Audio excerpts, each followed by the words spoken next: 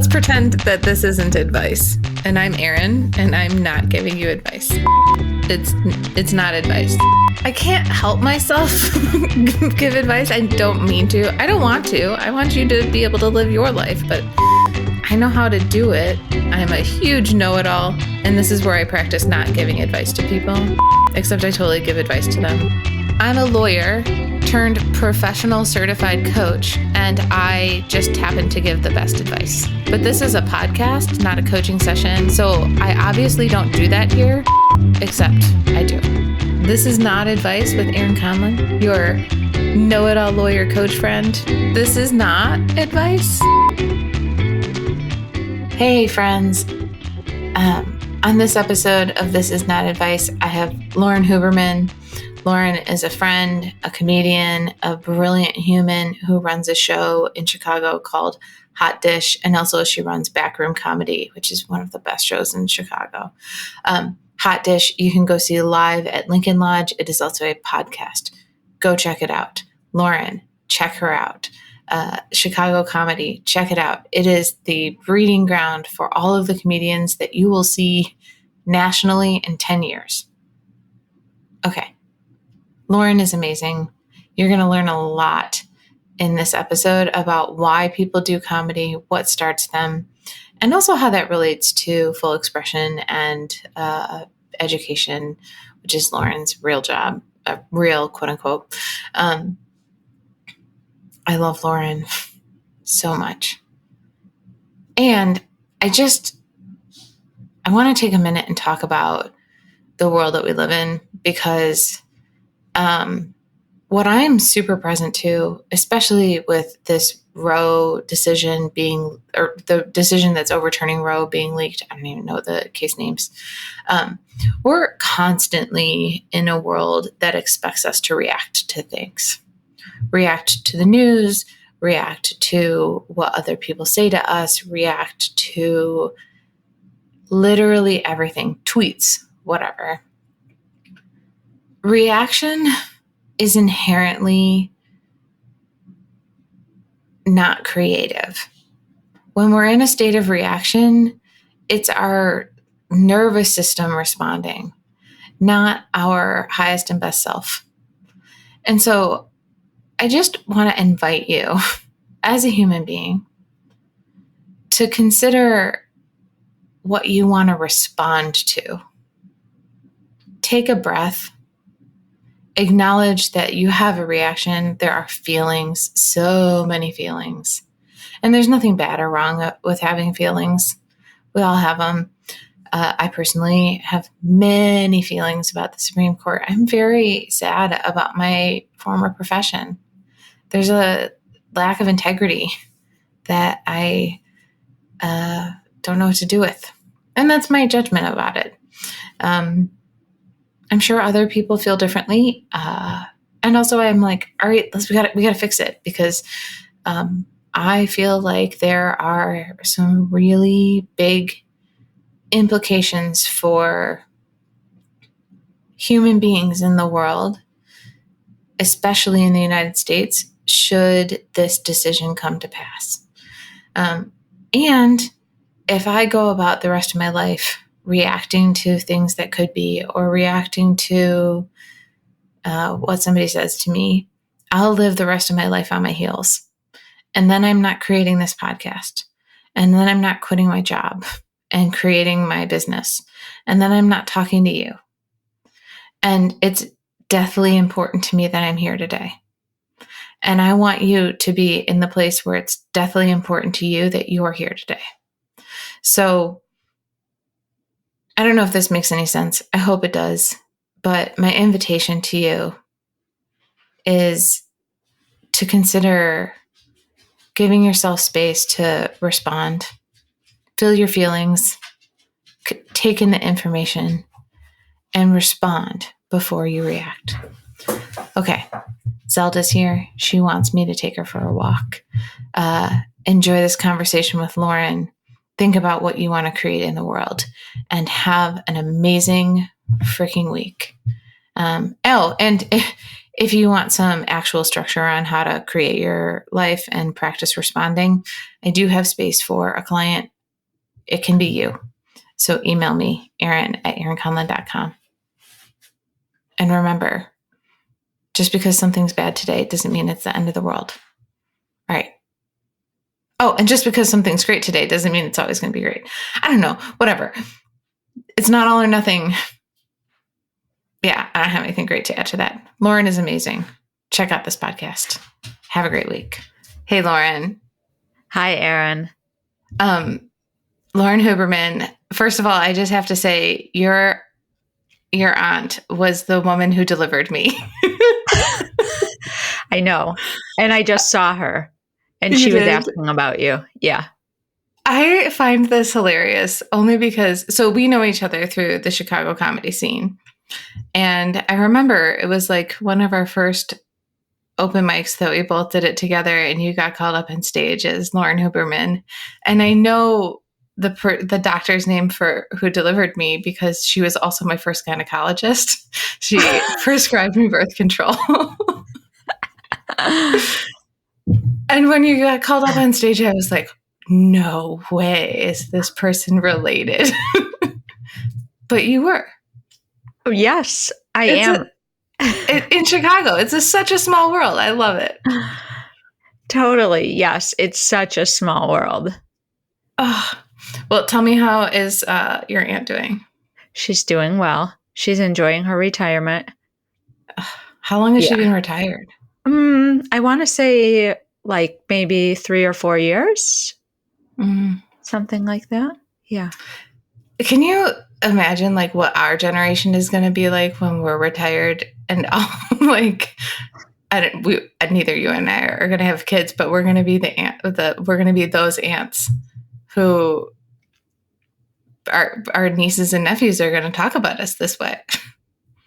Yes, that is very true. Well, hopefully they'll say that we have exciting lives and that we go on lots of adventures. I mean, I hope so too. Yes. And that, yes, we have nice long lives, Erin. Yeah. Well, how would you introduce yourself outside of like your aunt delivered me and you're a comedian? Okay. Well, how about I introduce myself? Yes. That's, okay. So I'm Lauren and I feel like I'm about to do stand up. People always think that I'm Indian, except for my dad, who thinks I'm a lesbian. Oh, that's such a good joke. You didn't have that when we were doing stand up together. That's so great. Thank you. It's like where you have a little private Zoom show here. Like pandemic times.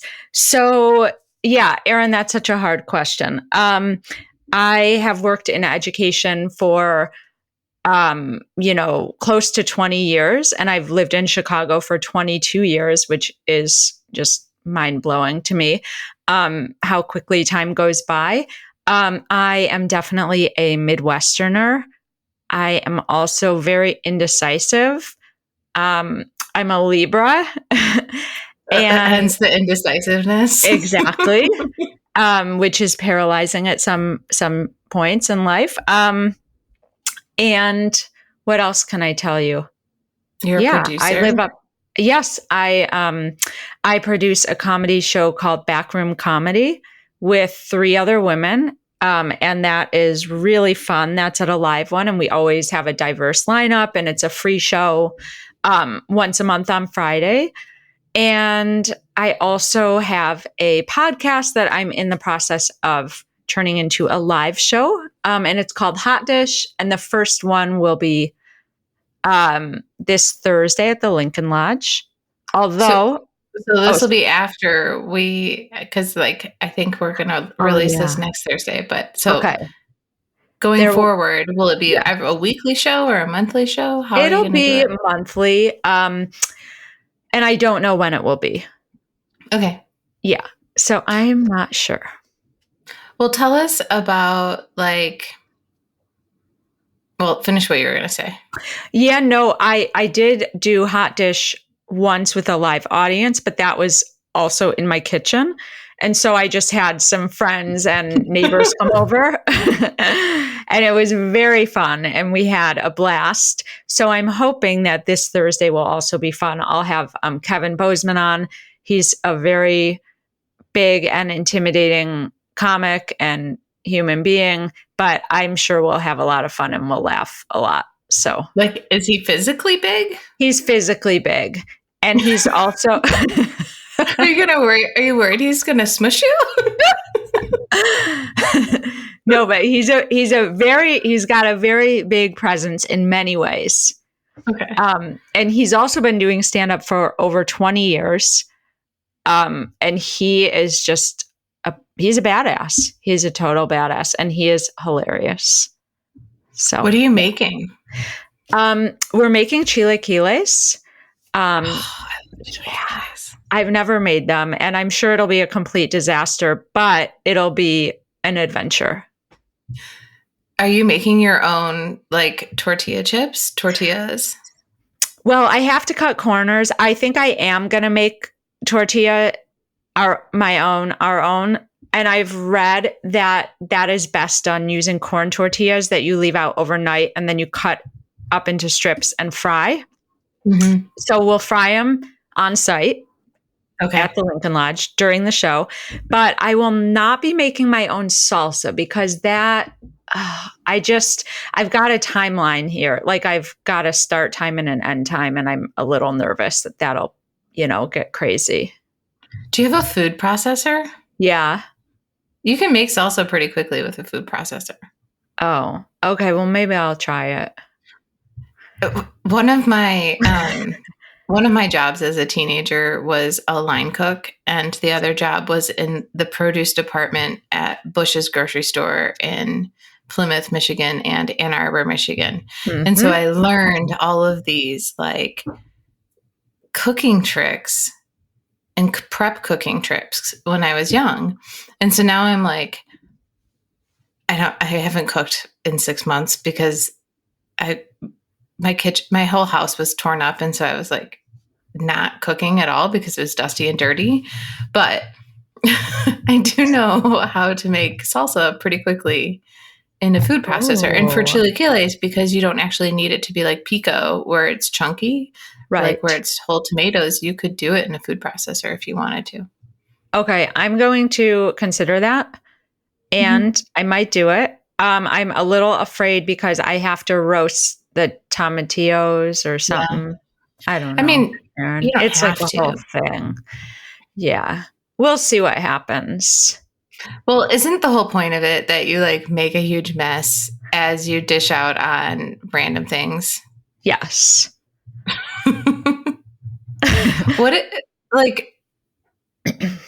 I haven't actually gotten really in depth into your show. What is it that you love asking people about?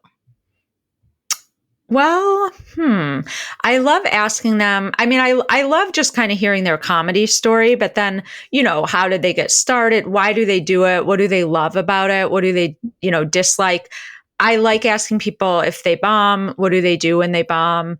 But also I just like knowing people's stories, where are they from?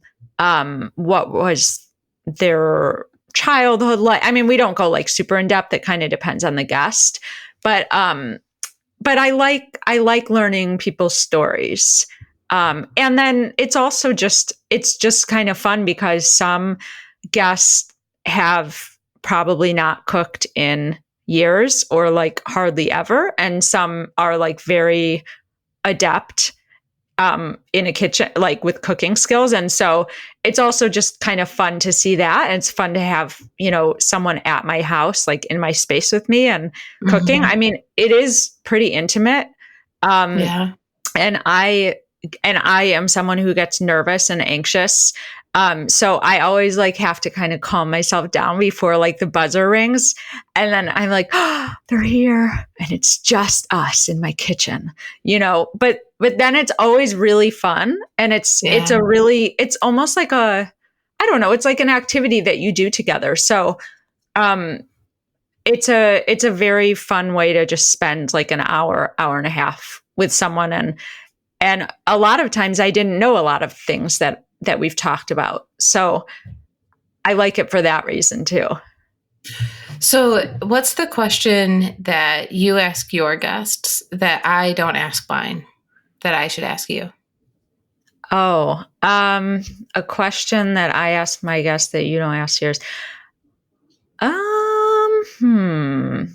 Well, I mean, I have kind of found myself lately. I feel like my questions have been a little bit repetitive, but I always do want to know, how did someone get started in stand up? Why did they start? What do they love about it? I mean, that kind of stuff is interesting to me because I think in the comedy community, there's such a wide range of people with all kinds of experiences, backgrounds, professions. I mean, you name it, and you know, Erin. And so I think it's just so fascinating to know what has brought all of these kind of hodgepodge, weirdo, random, eclectic group of people. Like, why are we all on a stage holding a microphone and feel this like compulsion to do this over and over and over again? It's weird, right? It's a compulsion. Can I tell you a secret? I kind of miss it. And I have been thinking like, oh, maybe I should go back. Do it. I don't want to go to open mics. Oh, well, I don't blame you. I mean, listen, I don't hate open mics, but no matter how you feel about it, it's a huge time suck.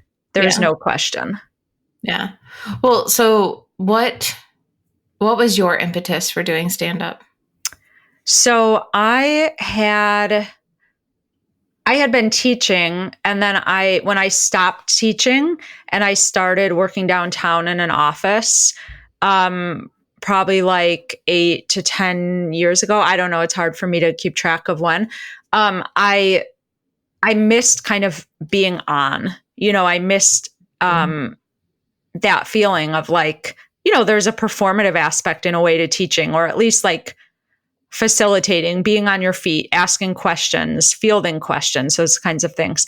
And so I took a couple acting classes, which was terrible because I was so terrible. And the acting teacher told me I was terrible.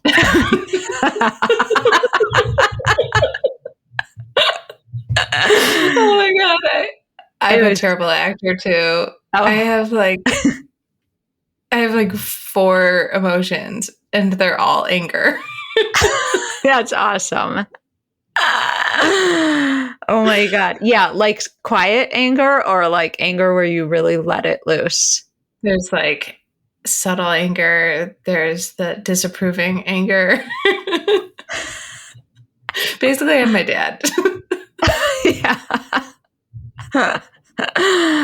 Oh, yeah. Yeah.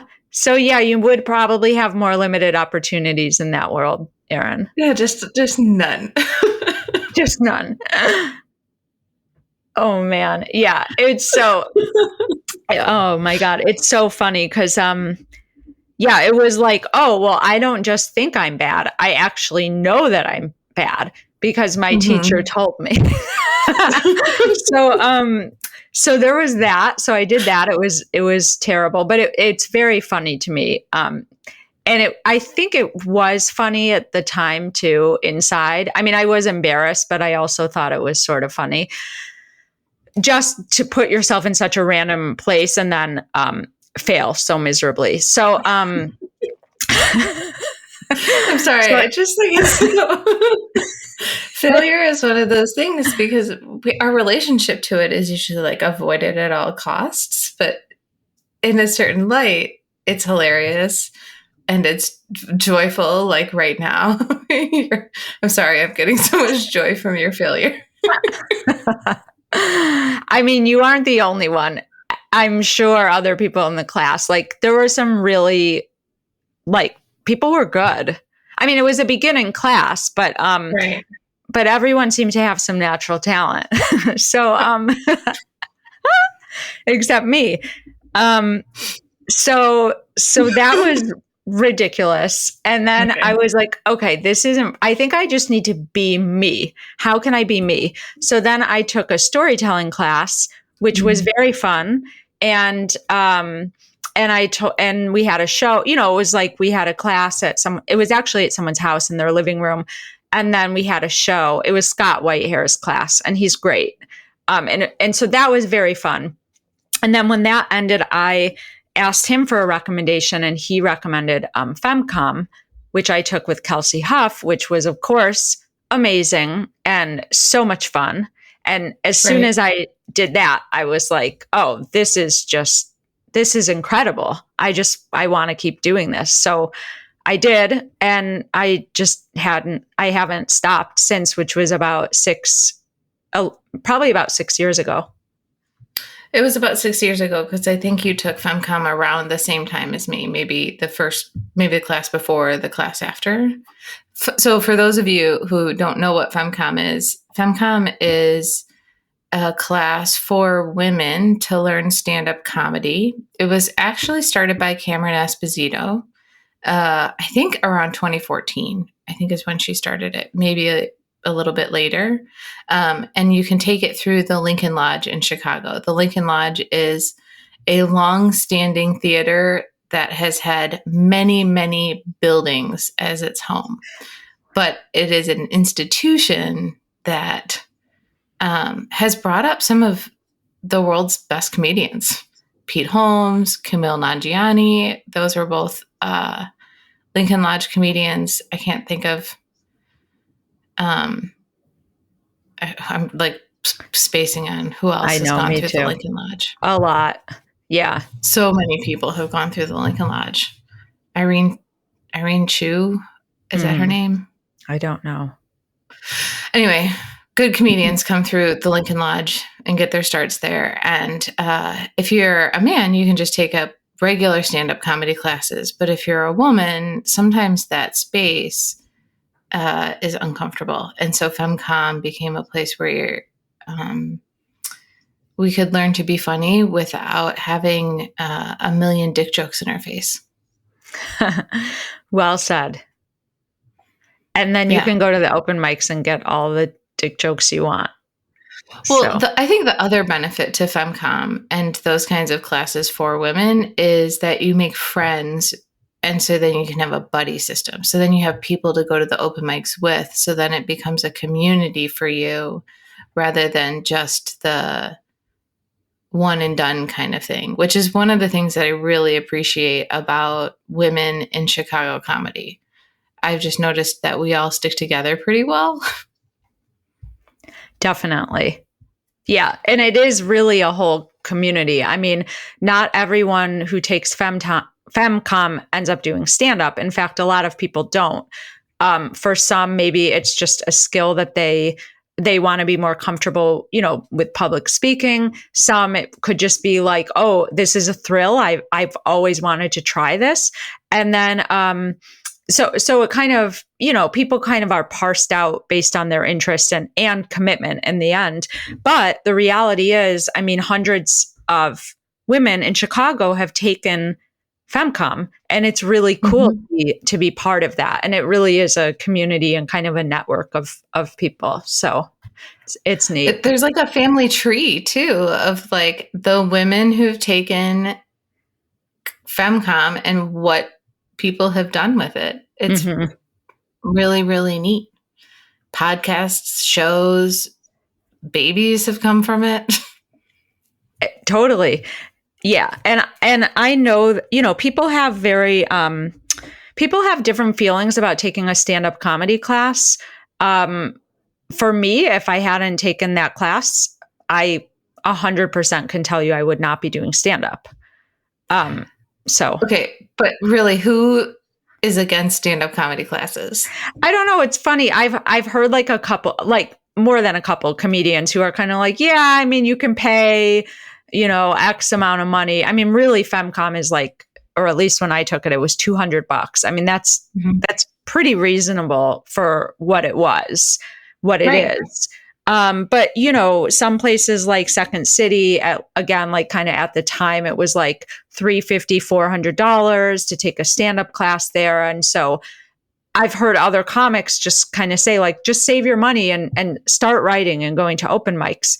I would say that for me, again, without the class, like the class is how I learned to start to structure jokes, and also how I had confidence to go to an open mic, because we have a student show and people go crazy and they're clapping and cheering for you, and it feels really good. And if I didn't have that 5 minutes of material that I'd created in the class, there's no way I would have showed up to an open mic. Totally. Well, in my experience, it's been men who tell you don't need to spend money on taking a class. That is, yes, I think that is probably true. And it's usually white, hetero, cis men that tell you don't need to spend money on taking a class. Yeah, that's so funny. Yeah. Yeah, I can't really think of any women who've said that. And I don't know that I have ever heard anyone say that about FemCom either. Because it's so much fun. I don't think I've ever heard non-white men say, don't take a class. That's interesting. Yeah, I'll have to pay more attention. Because really what it is an accountability structure. It's kind of like, well, you don't need an executive coach. You don't need a life coach. You don't need me. But guess what happens when you hire me or talk to me? Cool things. Yeah. Yeah. Exactly. It's accountability. It's structure. It's support. It's, yeah. I mean, yeah, it's very beneficial. So what for you, like as you got into stand-up, what did you notice about that creative need that you have? I noticed that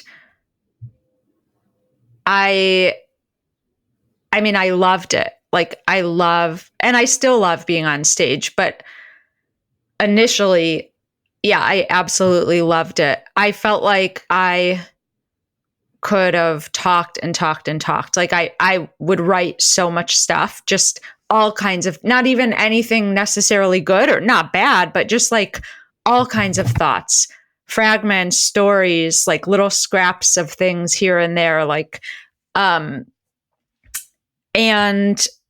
yeah, and I absolutely loved it.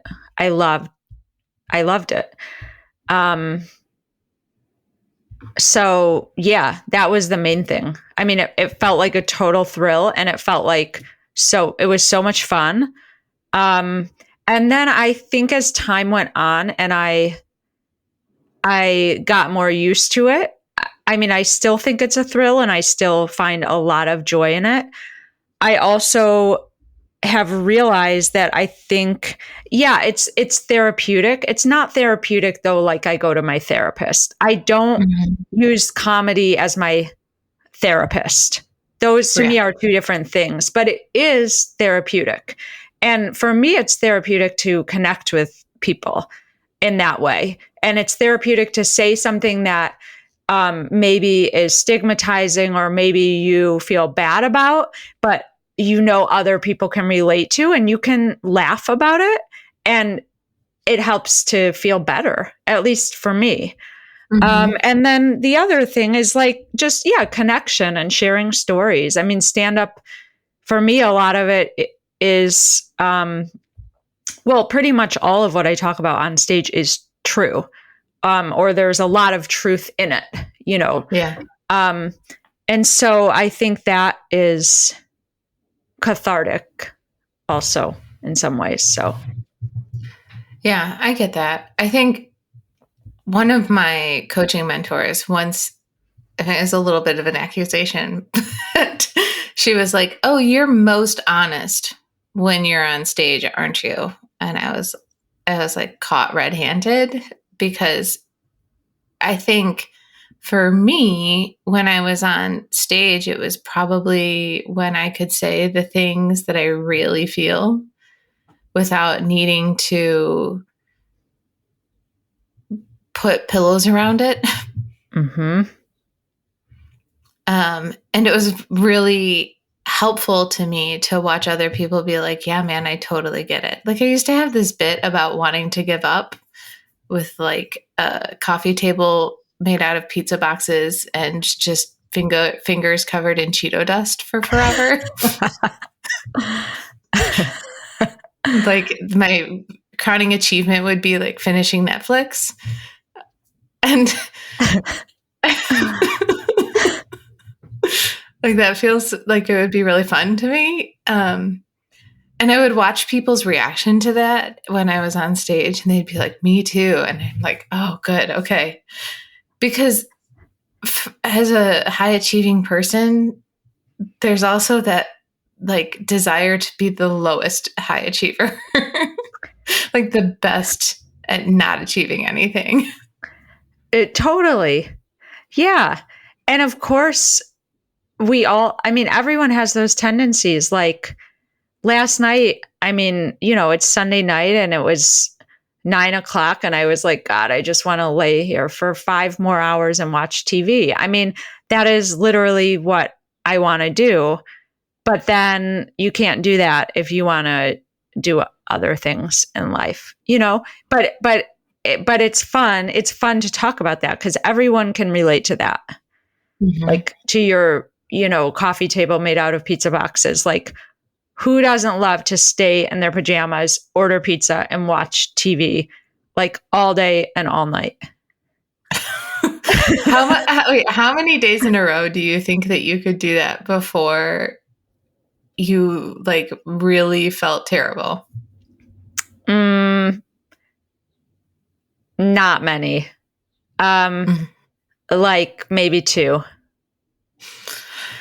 Now that I have a dog, it has changed because she like is very needy and wants to do stuff every day, multiple times a day. It's very frustrating. Oh yeah. Yeah, you can't. You got to take the dog out all the time. It was like the best, worst mental health decision I ever made. Yep. Yeah. Well, I'm curious about you work in education. You're still working in education, right? You just got a new job. Mm-hmm. How does that relate to what you're doing in comedy? Like, what is there a crossover? How does it tie together for you? I think that yeah, in some ways it's, my professional life is very separate from my performer life, my stand-up world. But there's definitely some crossover. I think like one example is I taught stand-up at a prison. And I taught it with one of your other guests. And you can say which one. Colleen. Okay. Brennan. Hi, Colleen. So yeah, that was again, so that's kind of an intersection there.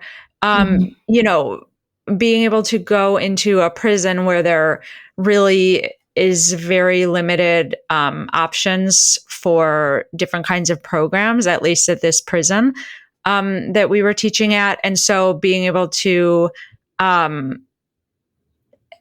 we taught just a women's stand-up class, and it was like 6 weeks, I think. It was probably about 4 years ago now. And so just being able to have the women do some simple writing exercises, I think was good. We gave them some writing prompts and they had some free writes, those kinds of things.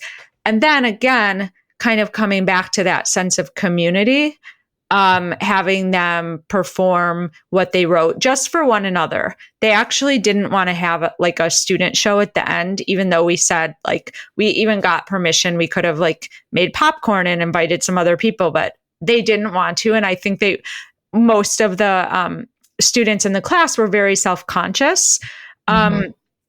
but in front of one another, they got more comfortable, and it really was fun. And again, I think about like teaching, and it's a space where you want people to feel safe, and you want people to feel like they can express their ideas and their opinions and interpretations and experiences. And so there definitely is crossover. And then again, if you think about like writing in it of itself as a skill, it doesn't matter what you're writing. It can be stand up. It could be, a response to a paper. It could be, but there is skill in being able to,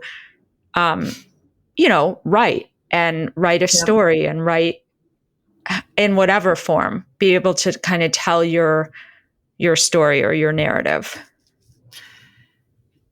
What's your big vision? Well, that's a real big question, Erin. I know. Oh my goodness. It's such a good one. It's such a good one. Okay, so my big vision, it's kind of a big vision for now. I mean, you could ask me in a year and I don't know. But consider that this is not a binding contract. This is just like you talking about what you want to create into the universe. And like, the more you talk about it, the way the universe works is it actually happens. That's true.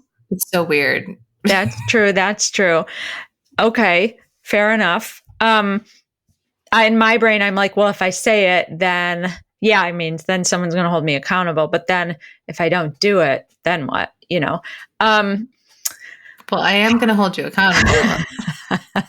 I know. It's the worst being my friend / client / Lauren is nodding vigorously. You guys can't see her, but her head almost fell off. Yeah. Well, Erin, obviously, we met a few months ago and talked, maybe just 2 months ago. Gosh, I don't know, maybe 3. And time. What is it? It matters. Sorry, I'm just turning slightly because my cat wants to be with me. She's very sweet and I love her very much. Oh, her name is Roz. Hi, Roz. Oh, here she is. Hi, Rosie. From Frasier, Roz. Yeah, but this is Roz Hooberman, of course. But yes, yeah, she's so cute. I love her so much. So, okay, so my vision is, so when we met though, you and I talked about, you were asking me some of these same questions. What are my goals? What do I want to do? What makes me happy? Those kinds of things. So one thing is definitely to have a live show, which is Hot Dish. I mean, I have a stand-up showcase, like I said, but I think Hot Dish is just an exciting thing because it's just something I created, and it kind of started as a small project during COVID, and I was bored and I wanted to have a podcast, something to work on. And so now it's going to be a live show, and it's just me. And so it's something that like it feels like more pressure versus like the showcase that I run, with a group, there's a group of 4. But it's exciting, and I feel ready for it. So that's one thing. I think continuing to have a live show like that maybe I've just created. I think I've thought about having a solo show at some point that would be autobiographical, and I think that will happen at some point, but I don't know when. I want to know about this one woman show that you want to do, but okay. And yeah, I don't know. Like, I actually, I've thought about it in the past, and I started writing some stories for it in the past, but I'm really not ready for it yet. And I'm okay with that. I want to wait a little bit. And then, and wait until I'm kind of ready to tell whatever story it is I decide to tell, which I really don't know yet. Right. But, I was reading yesterday in the New York Times that Sarah Silverman has a show off Broadway. And it's based on her book, The Bedwetter, I think is what it was called. Yeah. And so, Sarah Silverman is 51, and she had some really interesting reflections to share about like her stand up when she even like 10 years ago, and how she feels like some of it was just not what it is now. Like I think feels like she's more thoughtful, she's more empathetic, she's, I don't know, more aware. Anyhow, I'm rambling, but her show is very autobiographical and talks, she talks about her childhood and her parents, and how they were divorced and her relationships with them, and then having this problem of wetting the bed, which she says she did through her teenage years too. Mm-hmm.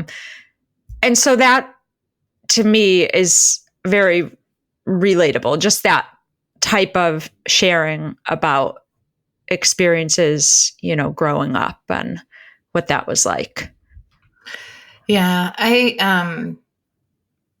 one of the exercises I do with my clients is to really get into what their life purpose is, or what fuels them in life. And if I were to pick a thread from the 35 minutes that we've been talking so far, one of the things that I really noticed for you is that expressing yourself fully and sharing and showing others how to fully express themselves might actually be a driver for you in all areas, as a teacher, as a administrator in education, as a comic, as a producer.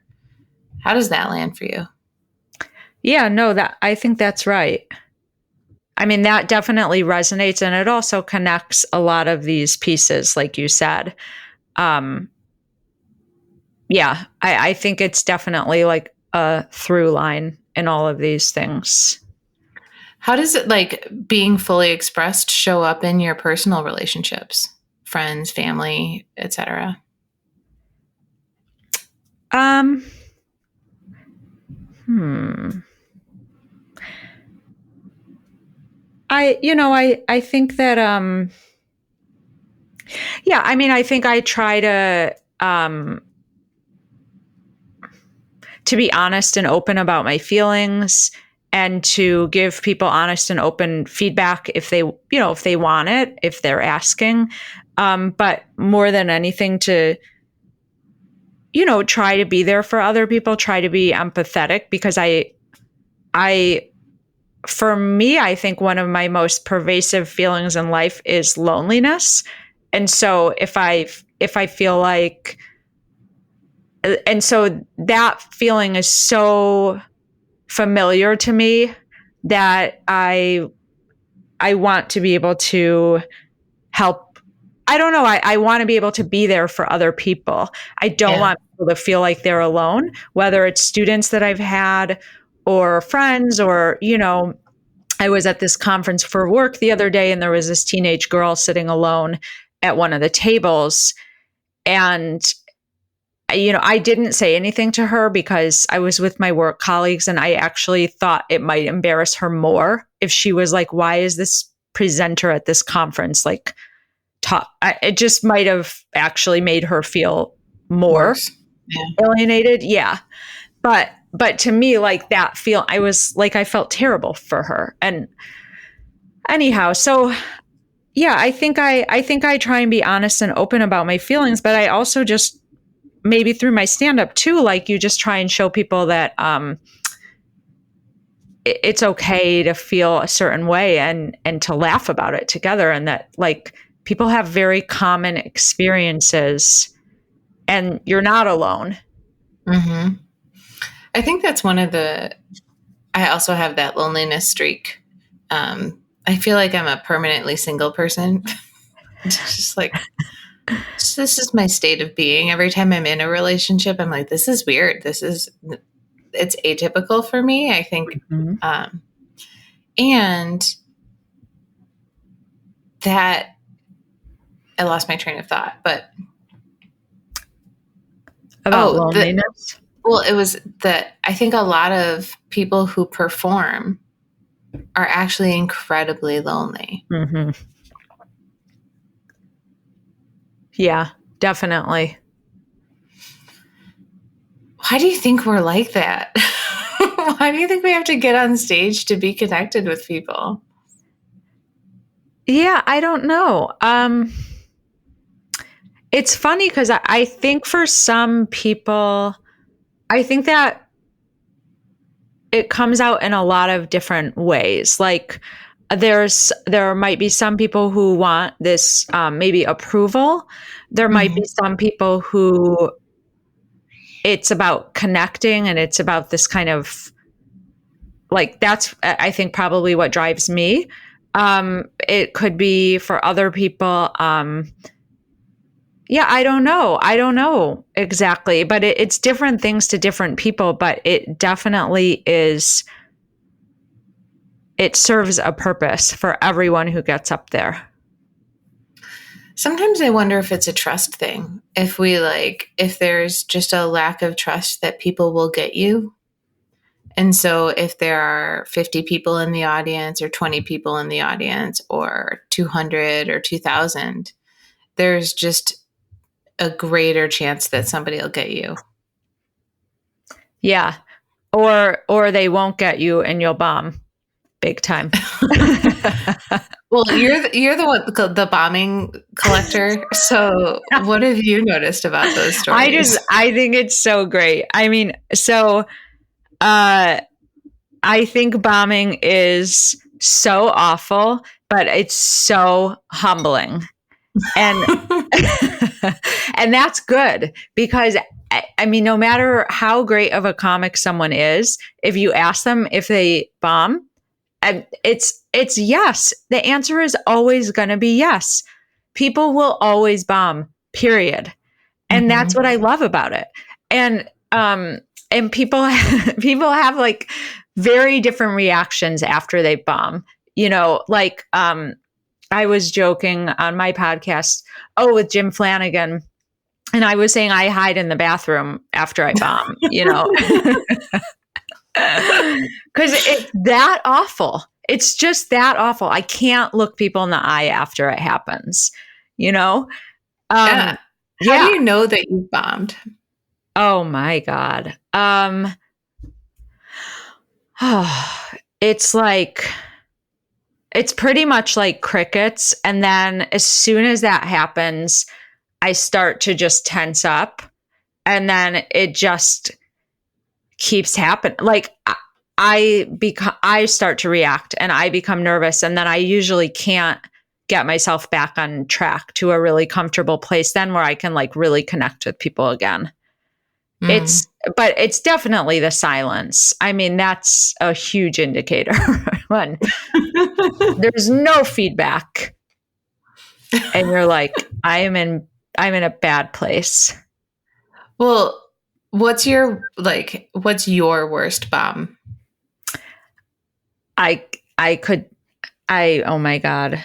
I've talked about it on my podcast. So, it was my first show after FemCom, and a benevolent friend put me up at Zanies in Rosemont. And he was like, "Oh, you got it, Hoobs. You know, you could do." Yeah, he's like, "You can do a guest spot." And the Rosemont Zanies, as you know, probably know, I'm guessing, is gigantic. And it was very full. And I had never done like a real show. Yeah. So I just want to share for the audience, like how comics normally get on stage, normally get to a venue like Zanies is 2 years of open mics and free showcases. And then they beg, lie, cheat, and steal to meet the booker at Zanies or get the booker's email. And then they send clips for another 2 years. And then they get on stage at Zanies. And like Zanies, Laugh Factory, any of these, Second City, even any of these theaters that have a brand name associated with them, it's not necessarily that you're going to get paid, but it has social cachet, like it has credibility to it. So that this was your second show ever, I just feel really bad for you. Oh, Erin, it was so bad. Um, yeah, I bombed like the worst. I mean, really, like the worst bomb ever.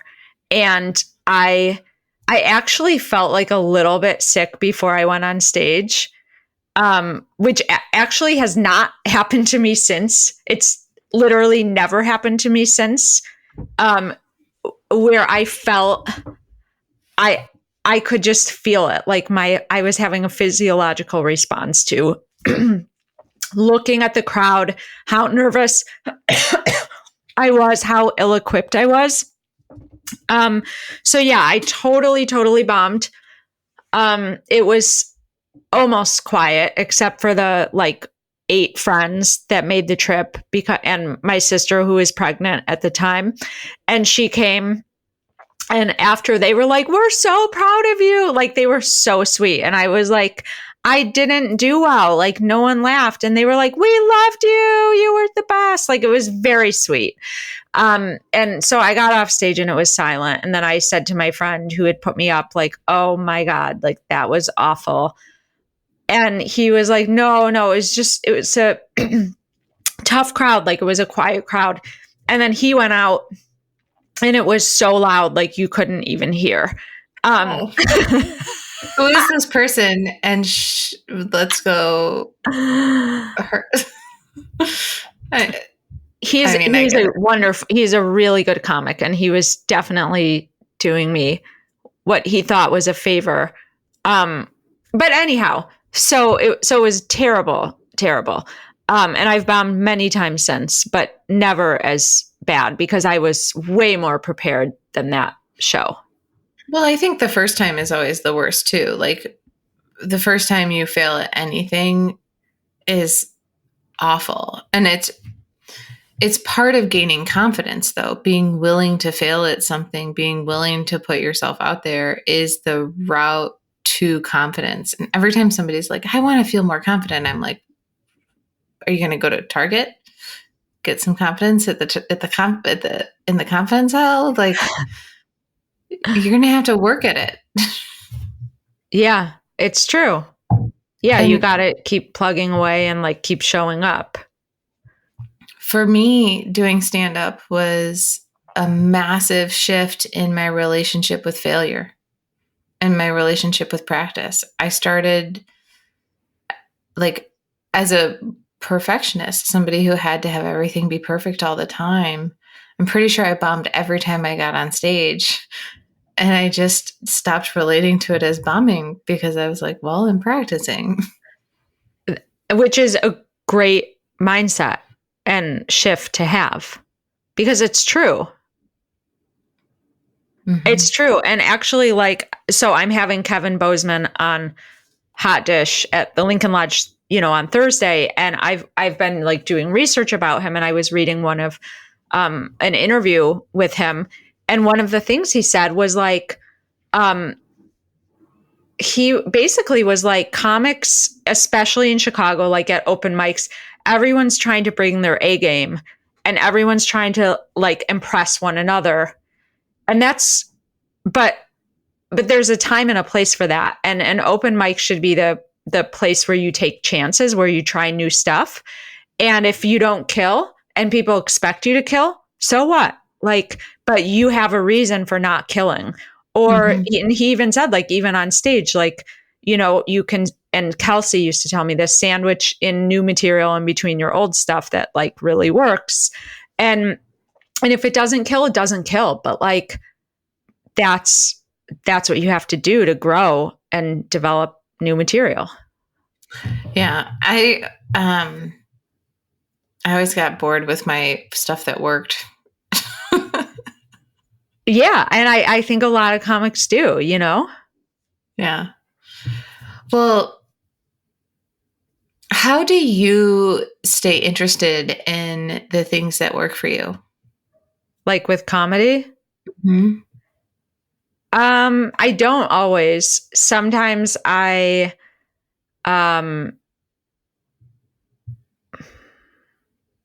Yeah, I don't always. I do. I mean, I kind of let myself um say and try different things, and sometimes it doesn't work at all, and sometimes there's a big payoff. I mean, it and that's a risk I'm fairly comfortable with.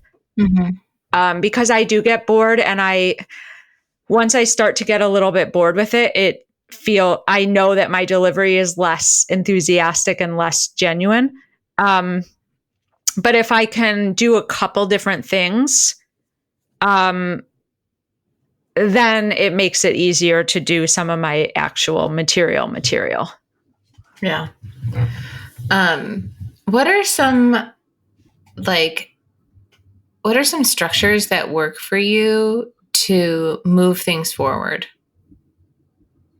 I have a planner, and You really use a planner like from uh, Franklin Covey? yeah, if I didn't have my planner, I don't know what my life would be. Please share in detail how you use your planner, cuz Oh, I don't. I can't even imagine. Um, I yeah, I I used to this is so bad. I used to tell someone that I dated that he needed to get a planner, get on medication, and see a therapist. And He probably did. I mean, it's like everyone does, but not really. But everyone does need a planner. Um, Everyone also needs a therapist. Medication? right. True. 2 out of 3 for sure. Okay, yes, this planner.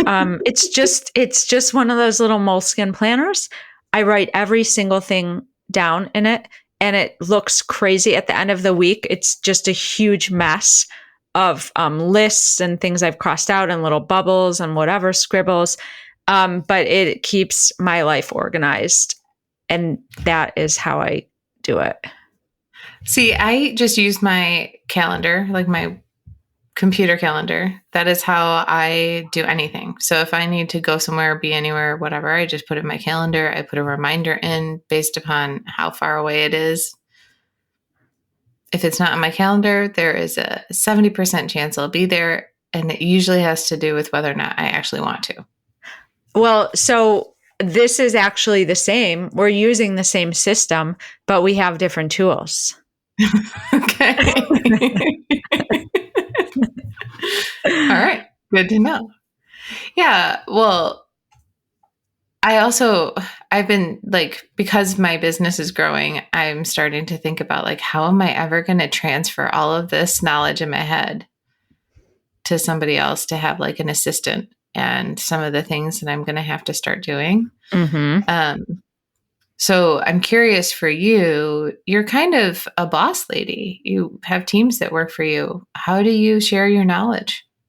So I don't have a team yet. I will probably in like the next 1 or 2 months. Mm-hmm. And I have managed people before. This will be different because this will be 4 people just directly reporting to me. But what I'm doing right now, and I'm doing this with my boss, who's wonderful. I love her. She's great. But what I'm doing now is creating, mapping out our priorities, mapping out what our kind of systems will look like. So this is at the mayor's office for people with disabilities. And so we're opening a career center this summer. And so, for example, like one whole kind of column of this work or one pillar of this work will be career readiness.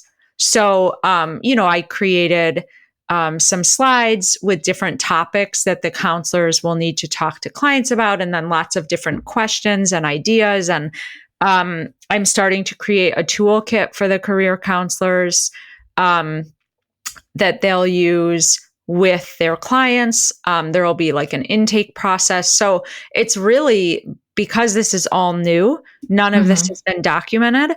So it's really starting to just create materials, core materials that we know will grow and change over time, but that we need to start with for now.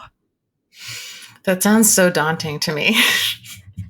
It is. But like, for example, if we have 5 priorities that we want, at the career center, like we're just like, well, in year 1, we're going to focus on these 3 because it's really impossible to do all things at once.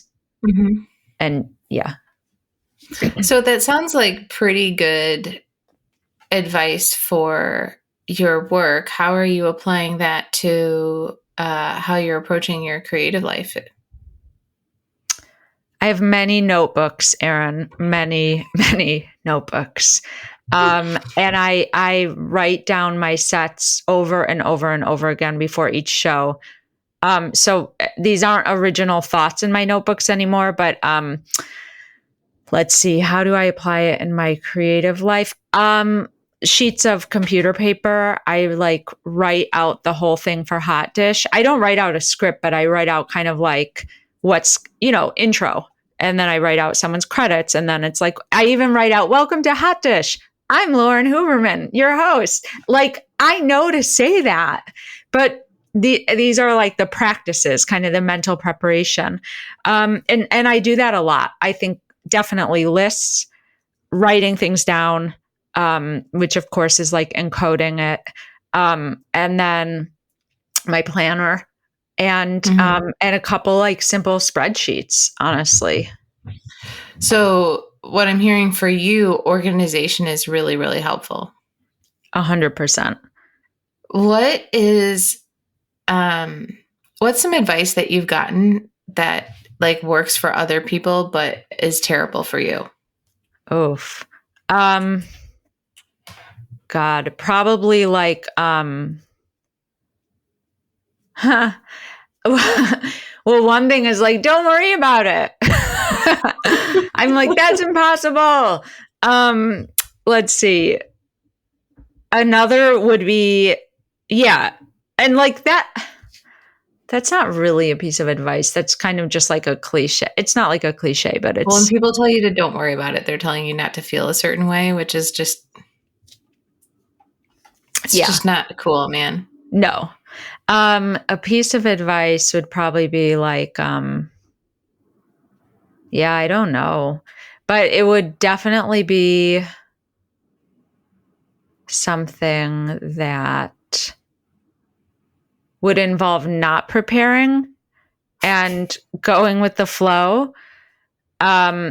Because the way I can be looser and go with the flow is when I've done the preparation. I can say that for sure. Gotcha.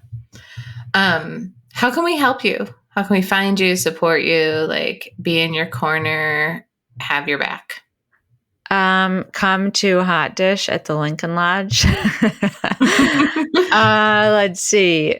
How else? I mean, well, hey, are they recording the live show? Are you guys recording these live shows now?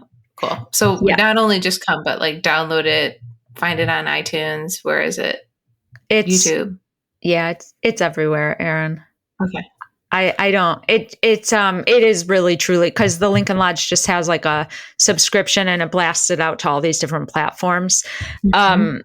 But yeah, you can find it on the Lincoln Lodge website, and then it like links to whatever platforms. Well, I'll also put a link in the bio or in the description for this, so that it's easy for people who are listening to this episode to click through and find you.